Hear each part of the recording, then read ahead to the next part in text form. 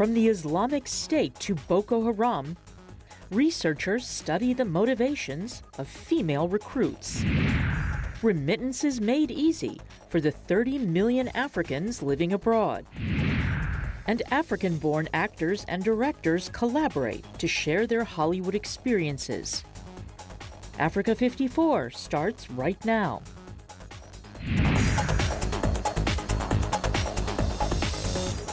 Good evening and welcome. I'm Vincent McCory. This is Africa 54. We'll have those stories in a moment, but we begin in northwest Nigeria, where residents are recovering from a deadly weekend. As many as 45 people were killed on Saturday during a clash between armed bandits and villagers. The outlaws attacked the village of Gwaska in the northern state of Kaduna. A member of a local vigilante forces says the attackers shot at children and set fire to houses as they blitzed his forces. He also said the bandits were from nearby Zamfara state. The attack is the latest in a series of assaults on rural communities in Nigeria involving cattle stealing, robbery and kidnappings fueled by tensions between nomadic herders and farmers. Nigeria is plagued by numerous conflicts and security challenges, including frequent attacks by the terrorist group Boko Haram. To East Africa now, at least 7 Kenyan soldiers were killed and 2 others seriously wounded after a powerful improvised explosive device, or IED, was detonated targeting a military vehicle near the Somali-Kenya border town of Doble on Sunday. The vehicle was on patrol when it came under attack. A Somali military official says the Kenyan soldiers were killed instantly. Witnesses in the area say the explosive struck 2 vehicles and that the death toll is higher than 10. The Al-Shabaab terrorist group claims the explosive killed 15 soldiers. The convoy was part of the African Union mission in Somalia known as AMISOM. Now, researchers are studying why and how women are being drawn to violent extremist groups. Although men still dominate these groups, researchers say recent examples from the Boko Haram and Islamic State terrorist groups are shedding light on the motivations of women who choose to join and how to dissuade them from doing so. VOA's Nissan Amado has more. Researchers gathered at this Washington University to share information about how to curb the participation of women in violent extremism. We're really looking at the conditions, the tools, the group, the ideology, all of these factors and how they can intersect with gender, especially in the mobilization and recruitment, and of course the policy. Using Boko Haram terror group as an example, Hilary Madfis, a PhD student at Yale University, said socioeconomic factors are at the forefront of the current debate. As I mentioned, access to education, because Boko Haram does do chronic preaching on a daily or near daily basis. Women also joined because the bride price that they would receive in exchange for marriage, while lower than the regular bride price, would be paid directly to them. Some in the panel suggested that although indoctrination by male relatives may be a factor, which was the case in California's San Bernardino terror attack in 2015, it is not the sole reason behind why women join terror groups. It's important to ask the question, which feminism is driving this conversation? Okay. Which agency are you looking at? The majority of questions of agency create a context in which we're only willing to see a woman whose struggle is against male domination. And that practice of only treating women as victims leads to the adoption of ineffective policies to tackle the issue. Right now, the U.S. government's policies, programs shaped around de-radicalization, reintegration, either do not even acknowledge that there are female fighters who should benefit from the de-radicalization, reintegration, accountability, etc. efforts. As attackers. Christy Schindler, an intelligence analyst at the National Counterterrorism Center, believes that emergence of new terror groups, such as the Islamic State, has also changed the rules of women in terror groups. And so what I think ISIS has done is sort of push the narrative. So you see a lot of the propaganda, particularly coming out of Syria and Iraq. Women have evolved beyond just sort of wives and mothers. De-radicalization efforts usually focus on men. However, A 2017 study by Counter-Extremism Project, a New York-based think tank following extremism around the world, found that women and girls recruited by the Islamic State from Europe, North America, Australia, and Africa comprise between 10 to 40% of the terror group's fighters. Nisan Ahmado, VOA News, Washington. 105 migrants are breathing easier after being rescued on Sunday in the Mediterranean, north of Libya. The non-profit Proactiva Open Arms found the migrants drifting at sea in a motorless rubber boat. The migrants told an Associated Press photographer on board who documented the rescue that human smugglers sailing in a separate boat removed their boat's engine halfway through the dangerous Mediterranean crossings and left. Among those rescued were 8 women and 6 children. 44 migrants originated from Bangladesh, 19 from Morocco, and 12 from Egypt. There were also migrants from Nigeria, Pakistan, Sudan, Eritrea, Senegal, Libya, and Ghana. Ethiopian Prime Minister Abiy Ahmed is in Kenya for a 2-day state visit meant to bolster relations between the two countries. Kenya's Foreign Affairs Office says Abiy's visit will focus largely on bilateral and regional issues. Kenya and Ethiopia are the economic powerhouses in East Africa. The two nations have strong economic, political, and military ties spanning decades. This is Prime Minister Abiy's 3rd trip outside the country since he took office on April the 2nd. Today, he and President Uhuru Kenyatta discussed, among others, shared water resources, electricity, and infrastructure, as well as a joint anti-terrorism strategy which prioritizes the stabilization of Somalia and winning the fight against al-Shabaab. Now, the Chinese Foreign Ministry is denying the Pentagon's accusations that its forces targeted U.S. military aircraft with high-powered laser near a Chinese military base in Djibouti. It's the latest reported flare-up between the Chinese and U.S. militaries. VOA's Bill Gallo reports. Non-lethal dazzlers, like these, are used to temporarily blind their targets. The Pentagon says someone near a Chinese military base in Djibouti has been using lasers like that to interfere with U.S. military planes. Though U.S. officials say the aircraft landed safely, at least 2 airmen suffered minor injuries. This activity poses a true threat to our airmen. We have formally demarched the Chinese government, and we've requested that the Chinese investigate these incidents. But China says it did investigate. After strict verification, we have told the U.S. side that what they alleged is absolutely untrue. The U.S. military has nearly 4,000 personnel in the tiny African country of Djibouti, a hub for regional counterterrorism operations. Only a few kilometers away lies China's first overseas military base. Beijing says it's a logistics hub for peacekeeping operations, but it's also a symbol of China's global ambitions. U.S.-China military relations are especially tense in the South China Sea. China claims much of the sea as its own. The U.S. regularly conducts what it calls freedom of navigation operations near China's artificial islands, some of which have been militarized. We're well aware of China's militarization of the South China Sea. We've raised concerns directly with the Chinese about this, and there will be near-term and long-term consequences. Tensions between the Trump administration and China are already high after President Donald Trump imposed tariffs on Chinese products. Trump has threatened more tariffs, sparking fears of a trade war. Bill Gallo, VOA News, Washington.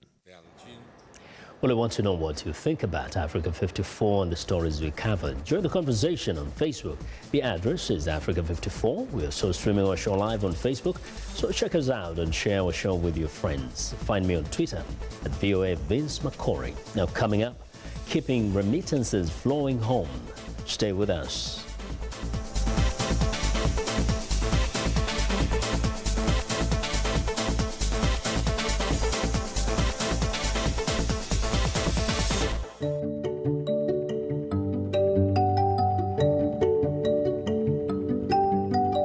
This is a country that I chose to become a citizen. I didn't have to become a citizen. I chose to become a citizen. I feel like America gave me an opportunity to pursue my passion as an artist. I really believe that clean eating is a way to a more successful life, or a happier life, if you want to put it that way. One of the things that helps me wake up every morning is doing better, being better.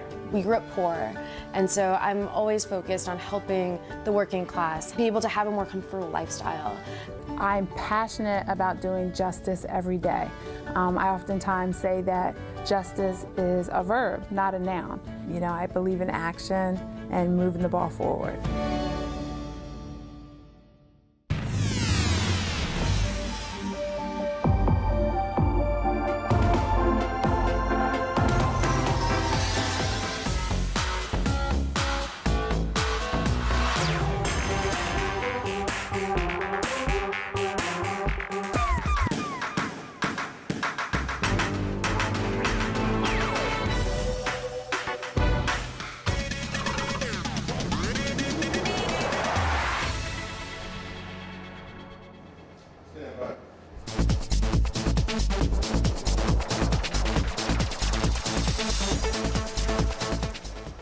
More than 30 million Africans are living outside the continent. Now, these African expats send money to their families in Africa through remittances. That process plays an important role as a source of financing and foreign exchange for African households.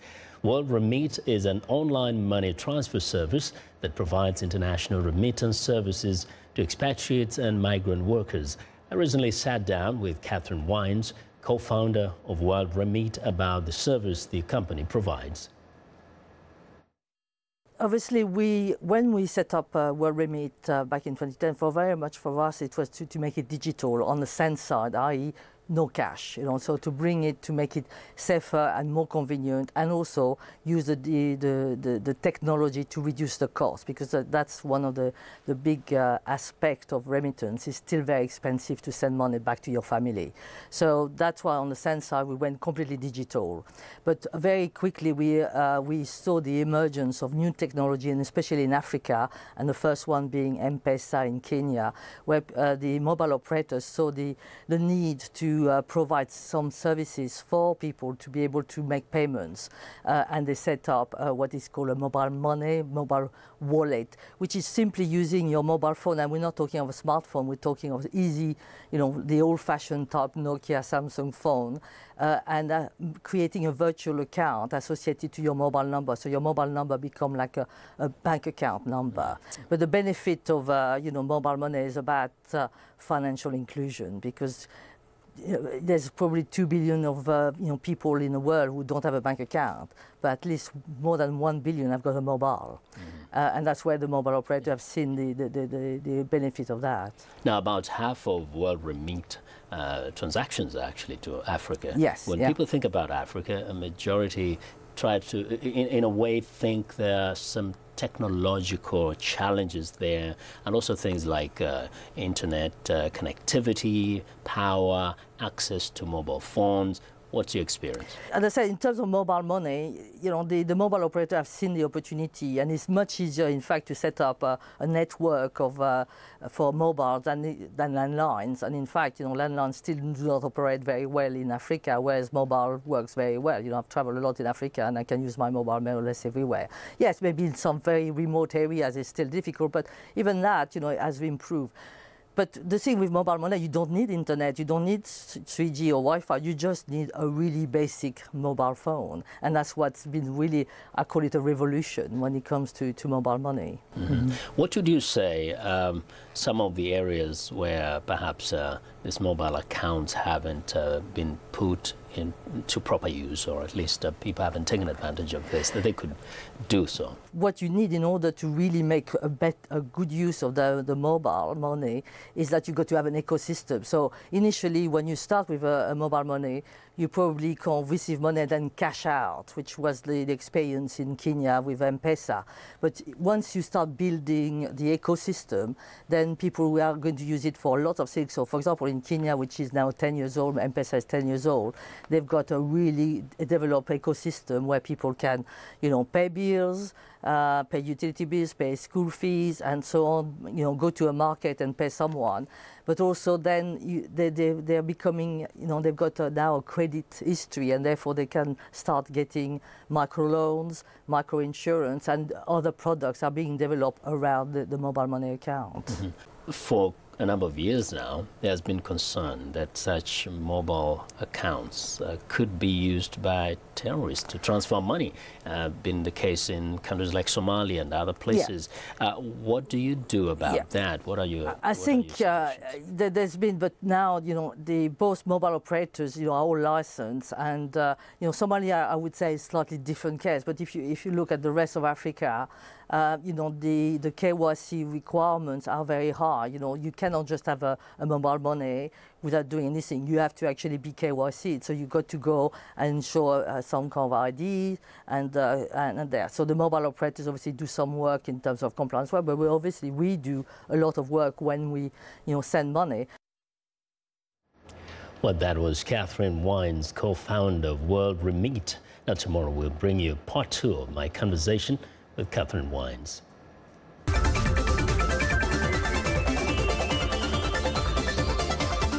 The eruption of the Kilauea volcano in the U.S. state of Hawaii has destroyed 26 homes since it began last week. Hundreds of aftershocks have shaken the Big Island since the 6.9 magnitude earthquake hit on Friday. Earthquakes, volcanic eruptions, and heavy rains can cause massive landslides that can crush everything in their path. As viewers George Puttich reports, scientists are using new technology to predict when and where the landslide might occur. Every year, landslides cause extensive damage to property and loss of life, mostly in poor regions. In most cases, they occur when heavy rain loosens the soil on a slope that gets pulled downward by gravity. But they can also be triggered by earthquakes, erosion, or human digging. Geoscientist Thomas Stanley with the University Science Research Association, in cooperation with NASA, studies the interaction between rainfall and landslides, trying to create a detailed map of the most vulnerable areas. Basically, what we say is that if there is a certain amount of rainfall, more than that amount of rainfall, we say that there's a chance that a landslide will occur in a specific location. The rainfall data comes from the Global Precipitation Metric Measurement Satellite, launched jointly by NASA and the Japanese space agency JAXA in 2014, and also from satellites that look at other factors besides precipitation. We also look at deforestation, which could be caused by logging or fires or construction, and we look at the presence of faults. The nature of the geology, is it volcanic soils, for instance, or tend to be more prone to landsliding for various reasons. All this data is combined into a map of precipitation, which clearly shows which areas are the most vulnerable to landslides. There are many regions of the world that are prone to landslides, but the very large area between South Asia and East Asia, the mountainous ranges of the Himalaya and related ranges stretching from Burma to Tajikistan are very steep. They're broken. They have a lot of tectonic activity relative to other areas. Stanley points out that the satellites do not see actual landslides, so any report by the general public can contribute to the picture of landslide-prone areas. We've recently made it possible for anybody to go on the web and report landslides that happen near them that perhaps were missed. Reports submitted by the public can actually make the science better and the models more accurate. The address is landslides.nasa.gov. George Puttich, VOA News. Well, it's time now for a short break. Still to come on Africa 54. Africans in Hollywood form a support network. We'll explain, so stay with us.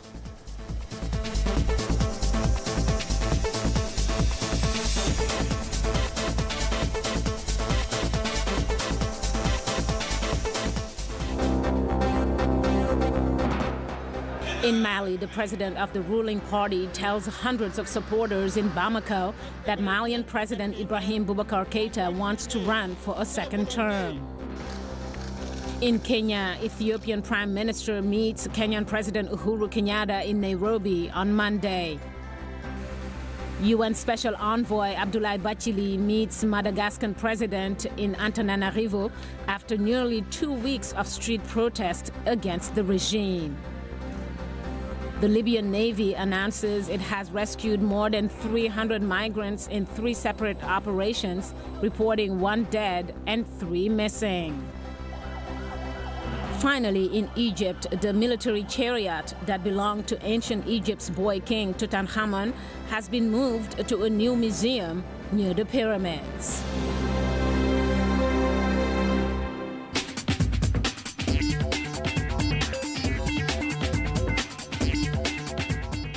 Welcome back to Africa 54. Now, here's what's trending.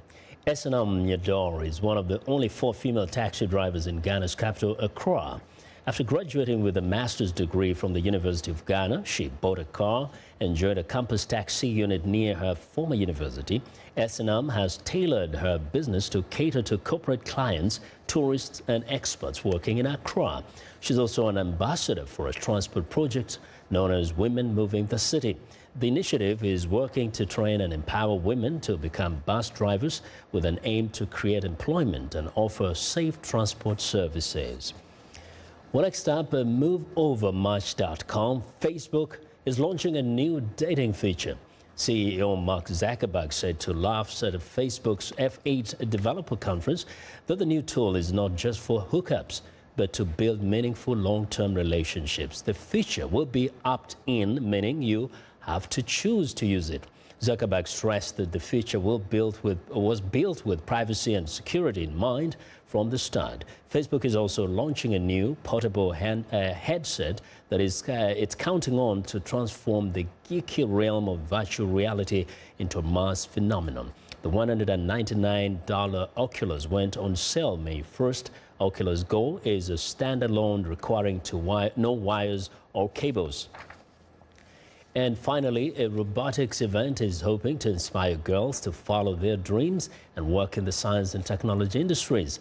Thousands of young people from all over the world have competed in the For Inspiration and Recognition of Science and Technology Championship in Detroit, or FIRST. The Ontario-based Build a Dream Amazon Warriors team members bill themselves as Canada's only all-female high school robotics team, mentored and advised by women. It's expected that factories over the next decade will have hundreds of thousands of unfilled jobs, ones that involve running, operating, and troubleshooting computer-directed machinery, including robots, and maintaining complex websites. And that's what's trending today.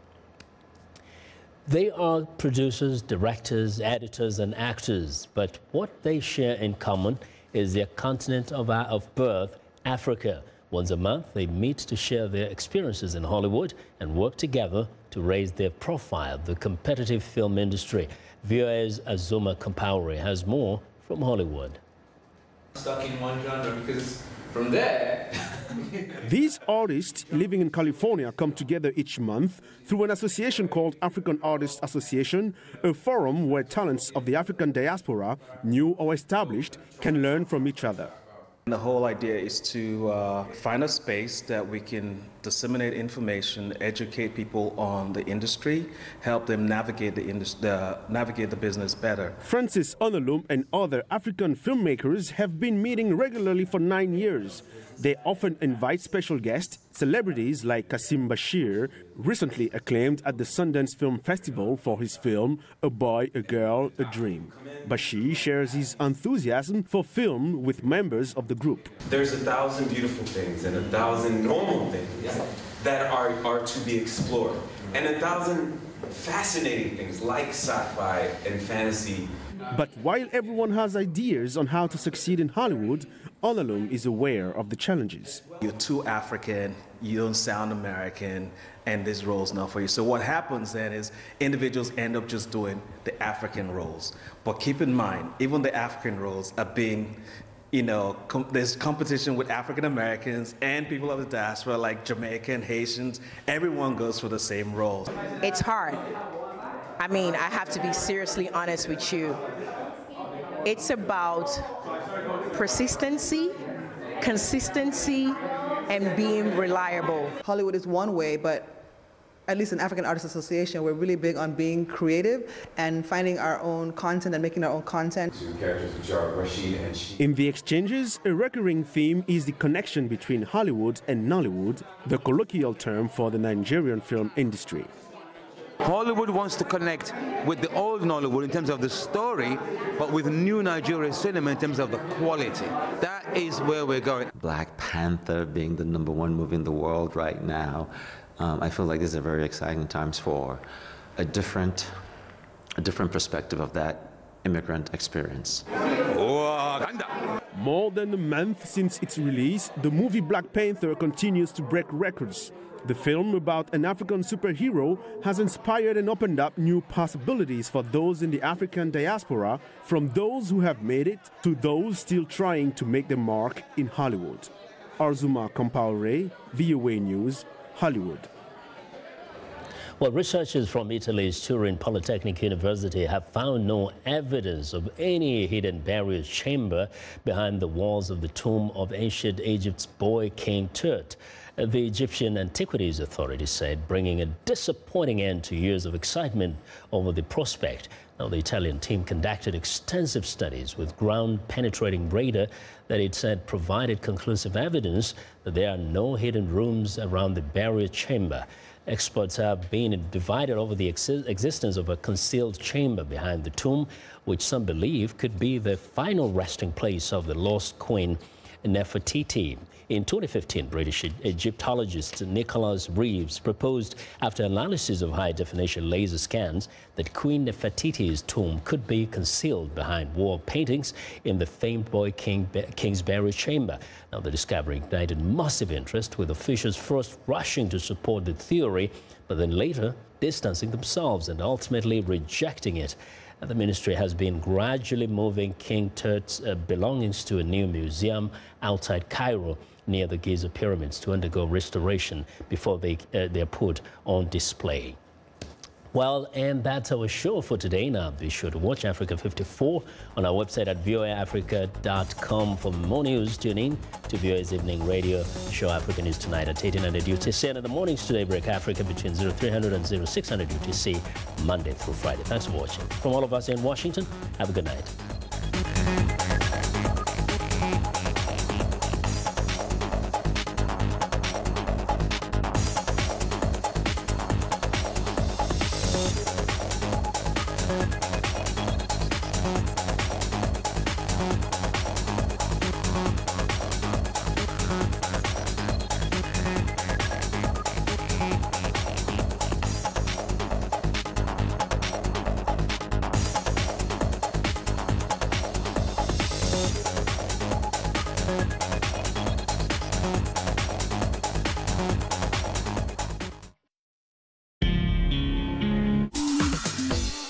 Welcome to English in a Minute. Some American English expressions sound like they could hurt. Hit the spot. Let's see if Anna and Jonathan can help us out. Have you been to the new restaurant down the street? I haven't. Is the food any good? It's delicious. I ate lunch there yesterday, and I had a hamburger that really hit the spot.